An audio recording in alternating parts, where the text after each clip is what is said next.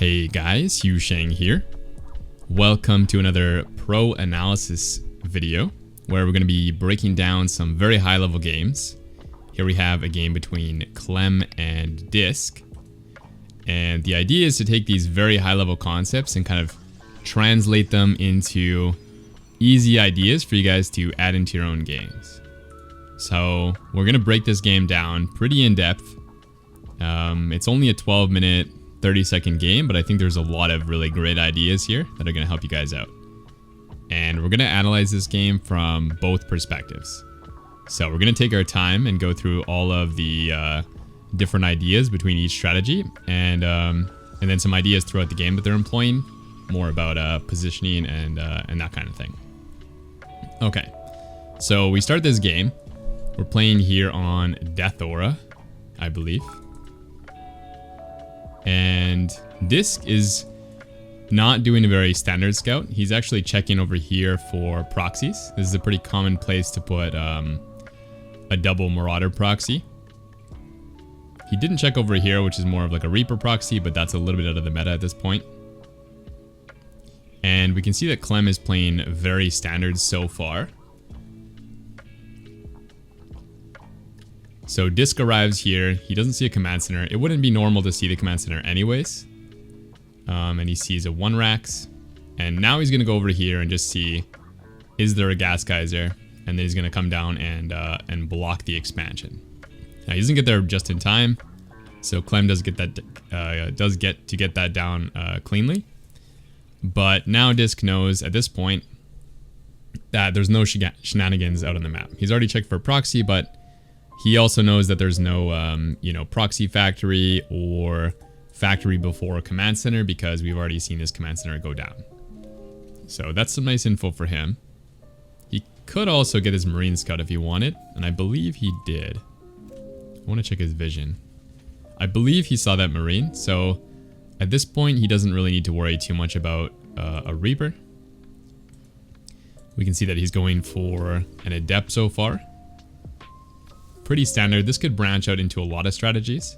Could be Twilight, could be Robo, but there is one clue that it's not going to be Stargate, and that's that the Warp Kit has already been started.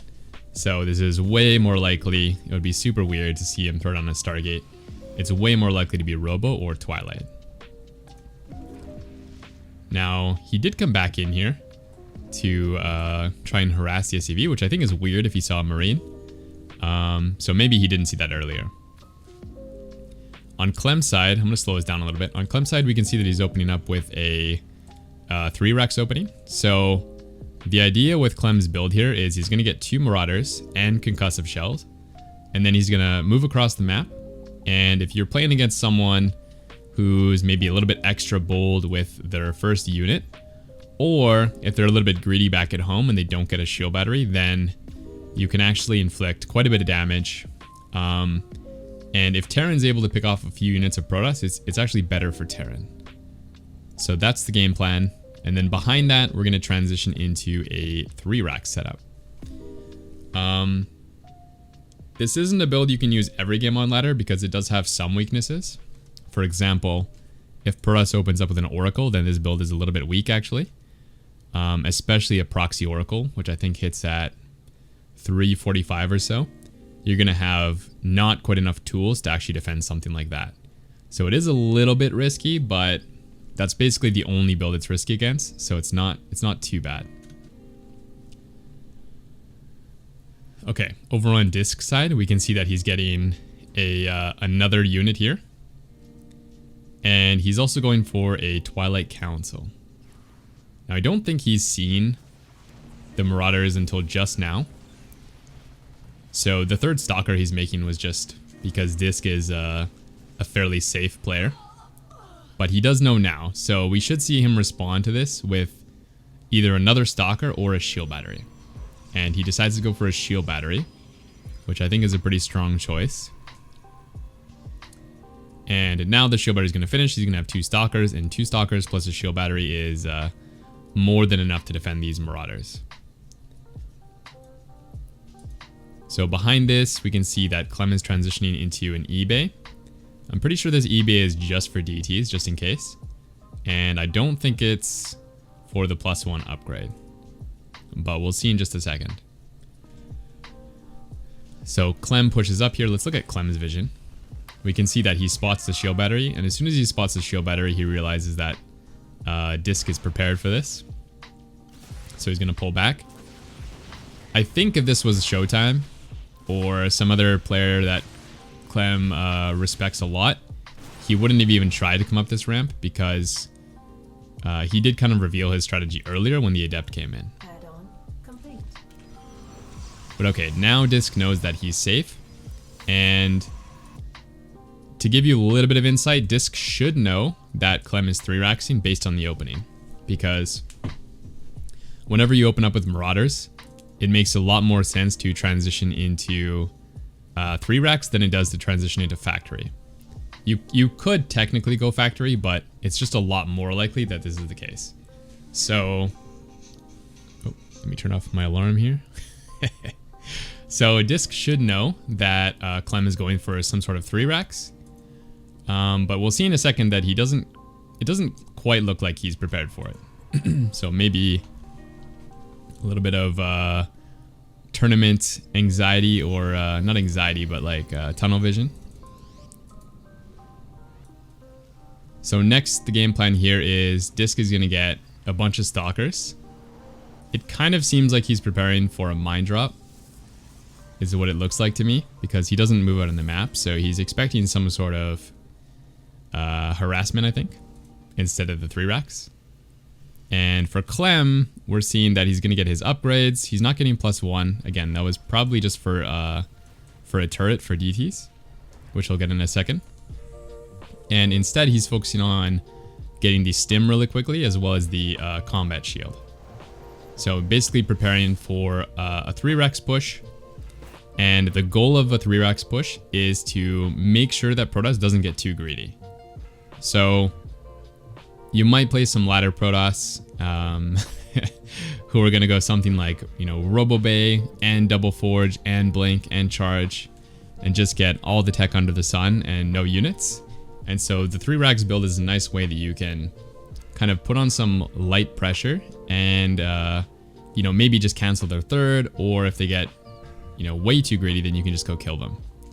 So it's a nice kind of straightforward push, but you do want to be careful that you don't push into someone who is, all-inning you, because then they're going to have much more units, and if you lose your army, then you're in a lot of trouble.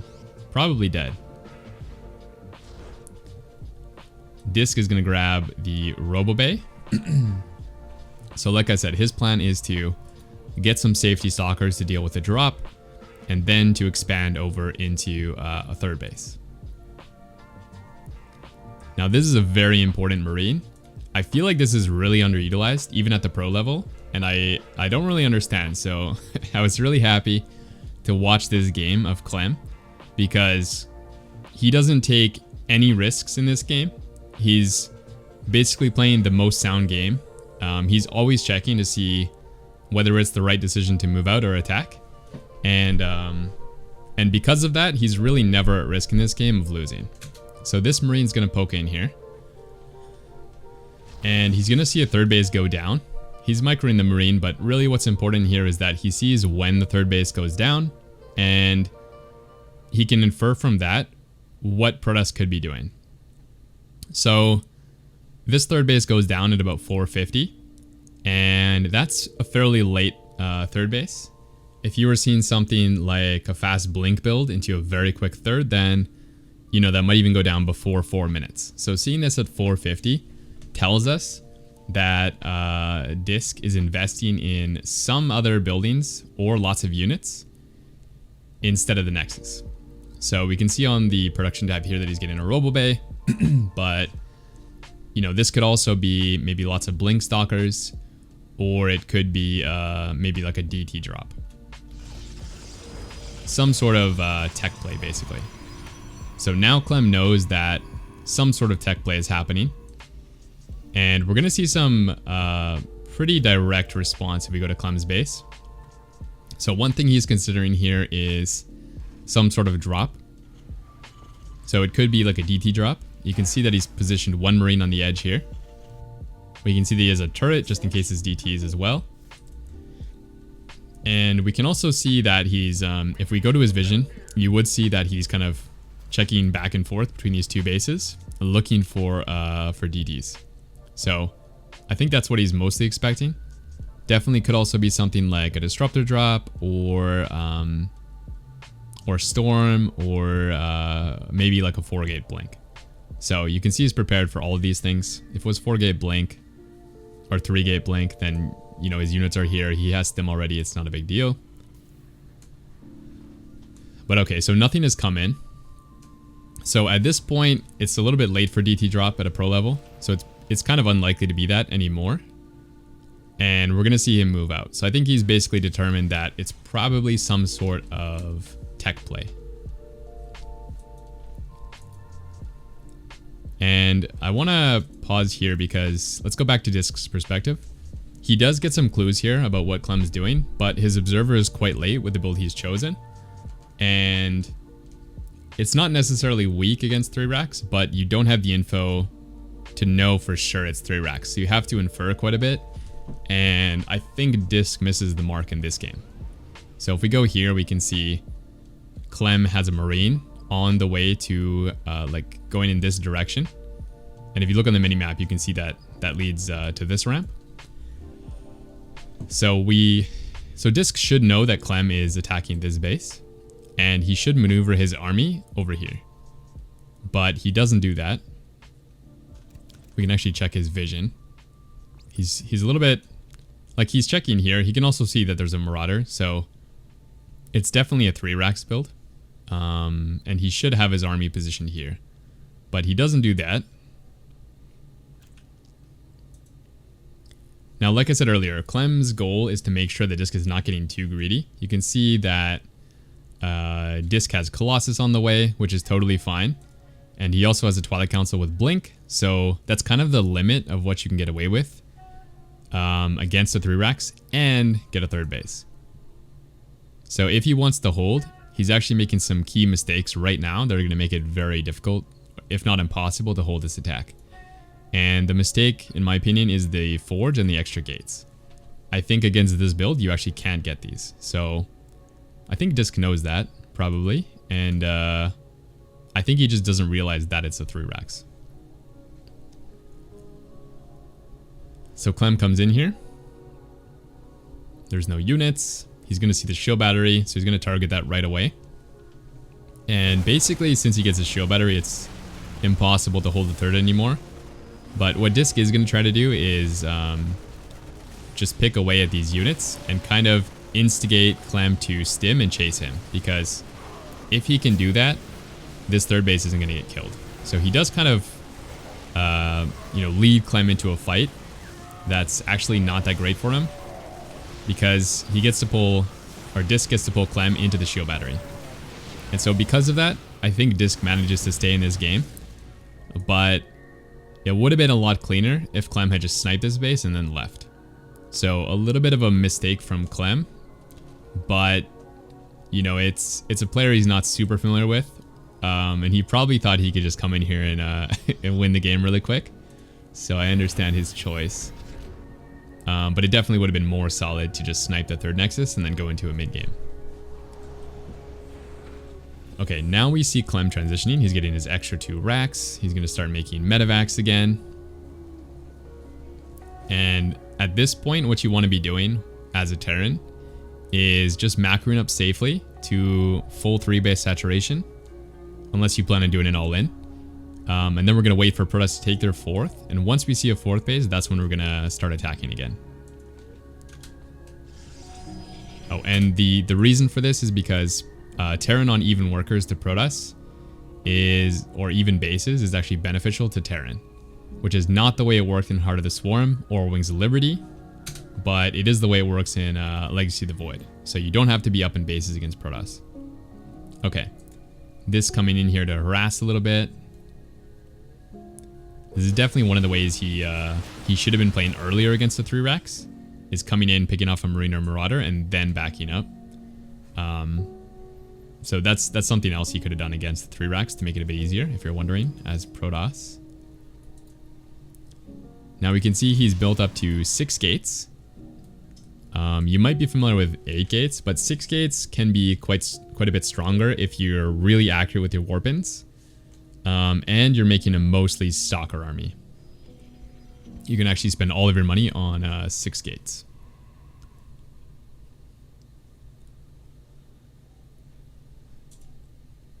So Clem's poking around here. I don't think he's planning on committing. I think the idea here is just maybe you can catch some stalkers on the map, or maybe you can figure out which tech path Protoss is going for. So he sees here that Disc is playing Colossus, and he's just gonna kind of, he's not really committing here. He's just, you know, moving around. Maybe he'll spot an observer or very fast fourth or something. But I think if Disc tries to engage, he's just gonna stim away. So Disc blinks after. We can see Clem like kind of fighting, but it's mostly just to discourage the stalkers from trying to kill the medevacs more than Clem wants to actually engage. You can see he's forced him to pull back, and then he's retreating. Okay. So Disc starting to feel a little bit more stable, even after the kind of shaky opening. And he's going to grab his second Forge and a Templar Archives. And soon he should also grab his 4th base. So he's going to start trying to figure out how he wants to do that. In the meantime, Clem is going into Tank Viking, which is a pretty stable composition against anybody who's playing very robo-heavy. So Disc here playing, you know, Heavy Colossus, Tank Viking are both counters to that.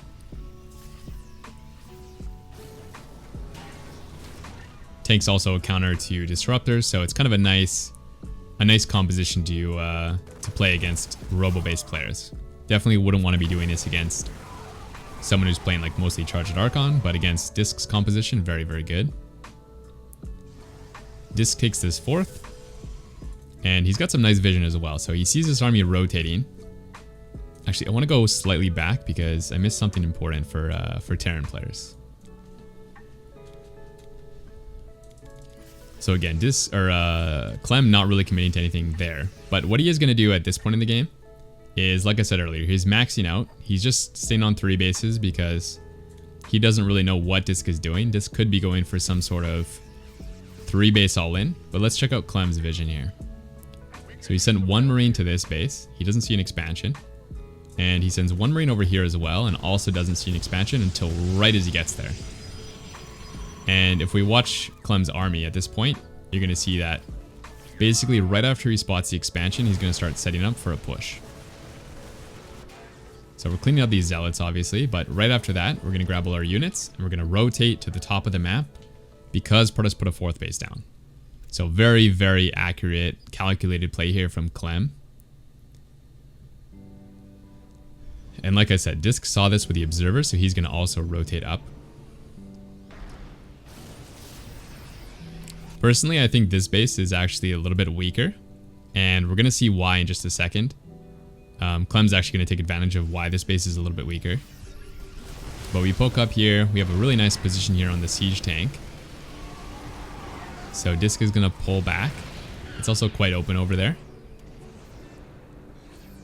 And just generally, Terran at this point in the game, when you take your 4th as Protoss, has a little bit more tempo, a little bit larger of an army.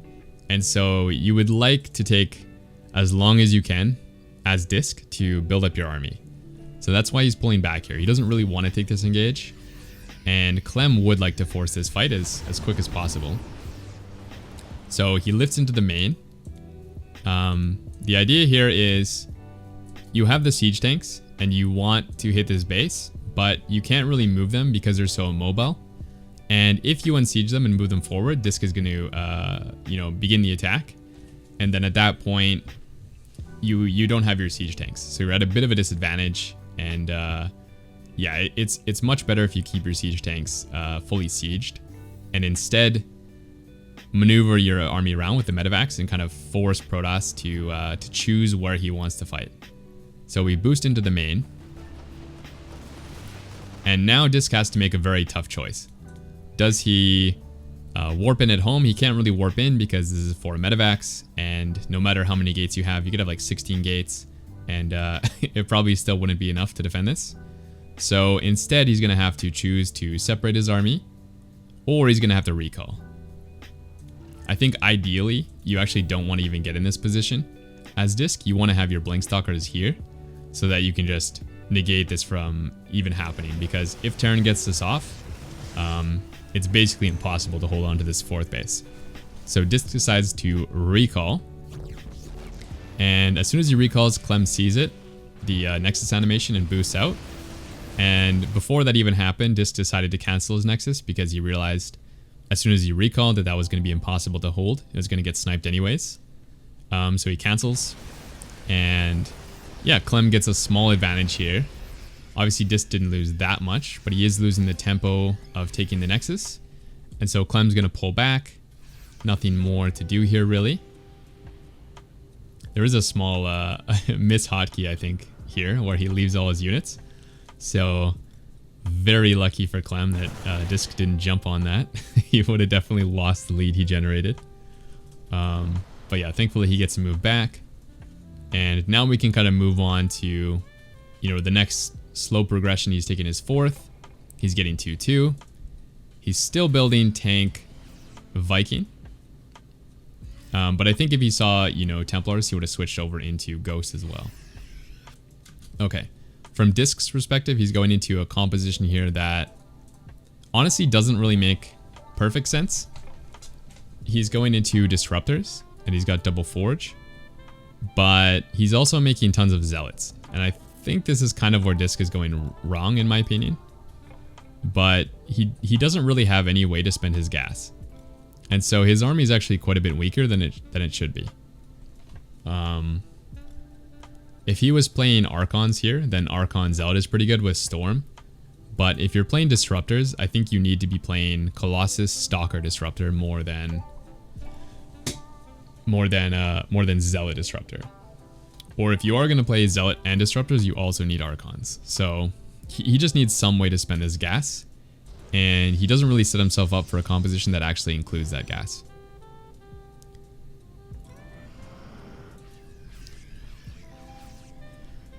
Now Clem's going to be adding in a little sprinkle of Ghost here. Nothing too crazy.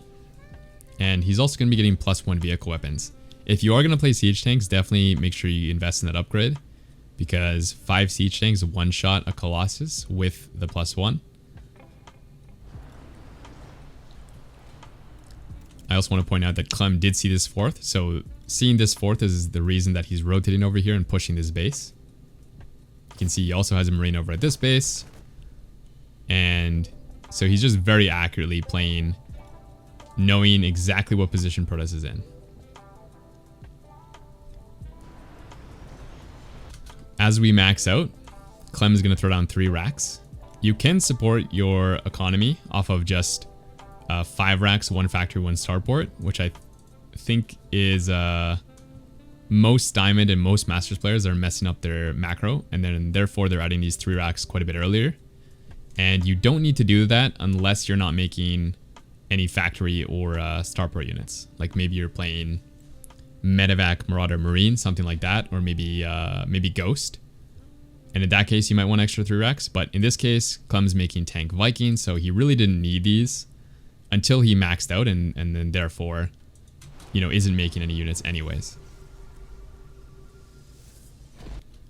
All right. Actually, let's go back a sec because Clem has some really solid movement here. We can see that he has a Marine over on this edge. And he also has a Marine here.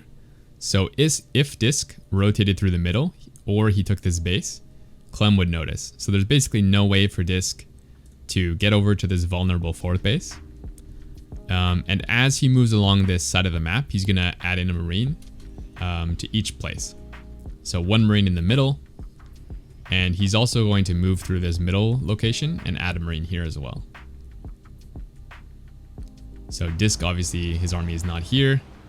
Clem's going to send 1 Marine into this location. So basically, it's impossible for Disc to counterattack along the ground. Unfortunately, Clem missed one small thing he should check for, which is the War Prism. So ideally, you take your Vikings and you A-move over here. And then you A-move to the 4th base, and that way you're kind of clearing out any possibility of the War Prism drop. Or you have more turrets. I'm not sure why he's only using 2 turrets, but I think every Protoss knows that if you see 1 turret, you can always fly by it. So as Terran, you actually need 2 turrets on the bottom. So you should probably put one like here and here. And then if you try to fly through the middle area, there's always 2 turrets that can hit you. So a little bit of a mistake there, but probably the only mistake he makes in this game, actually. So he's going to rotate over to this 4th now. And he's really going to abuse these cliffs to make sure it's hard for his tanks to get killed. Also, a very nice move in TVT and in TVP is to control click your tanks and then right click on the medevac. And then just boost the medevac so that you can land the tanks. And that way you don't have to like pull your bio out of the way. There's a lot of AI problems with trying to get your tanks through bio, so that's really nice. And yeah, Disc just kind of gives this base up. He does have a Zelda attack going on, so this does create a little bit of chaos. But if we go to Clem's vision, you'll see that he really doesn't focus too much on the medevac drop. He just kind of maneuvers his SCVs to the natural in a second, and he changes his rally points to in the main to regroup, and then he's going to deal with that later.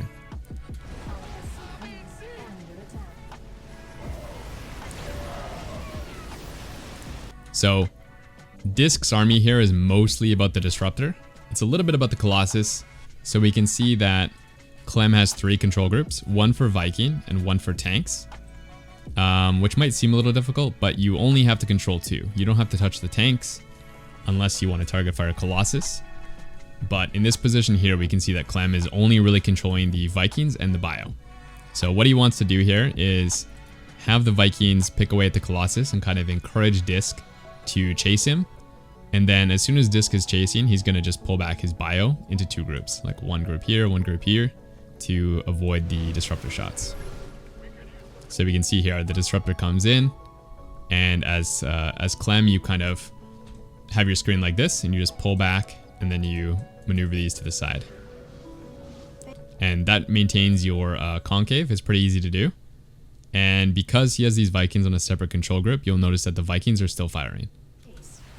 So if you don't have a separate Viking control group, definitely something you want to do. And if Disc had 2 control groups, he could also kind of maneuver in this fight a little bit better. Why can't I click on his... Yeah, so you can see Disc here only has 1 control group. But if he had 2, like if he had a Blink Stalker control group, if these units were over here, he could have the army pull back and the Blink Stalkers come forward the same way Clem's, using 2 control groups, and negate these Vikings from hitting the Colossus. So Clem definitely taking advantage of Disc with these 2 control groups.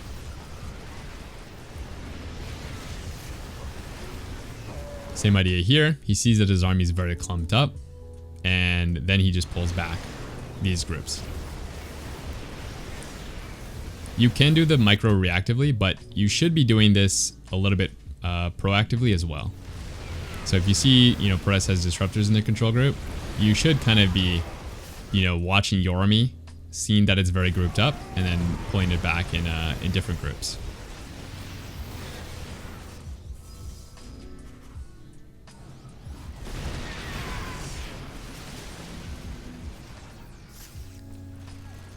I'm going to go to Clem's vision for the last little half because I feel like he's getting a little bit complacent knowing that he's taken out the Protoss 3rd base.